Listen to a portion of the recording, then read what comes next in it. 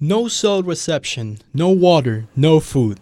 These were the conditions IU freshman Lucas Kavar endured while trapped inside Sullivan Cave almost 10 miles south of Bloomington. He went with a 12-member IU caving group. It was to be a beginner's trip, but it turned into a lesson in survival. I think just walking away from the interview when he told me he felt like he was going to die in that cave, it's pretty shocking to hear another person say that, and yeah. Sarah Verschoor from the IDS was one of the few to speak to Lucas Kavar after 60 harrowing hours in the Padlock Cave. Somehow, he got left behind by his caving group, which locked the opening behind them. With his only source of hydration licking water of cave walls and considering eating insects, Kavar wondered if this was the end.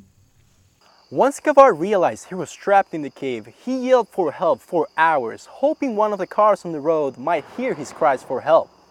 But after a while, he decided it was time to control his emotions in order to come up with a plan to survive inside this cave. This 3'5" gate is the only source of light the cave has, and Kavar was in here for several hours. According to reports, the caving club eventually realized he was missing and he was rescued 3 days and 2 nights later.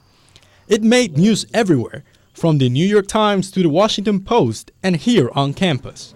I feel like there should be better safety regulations and stuff.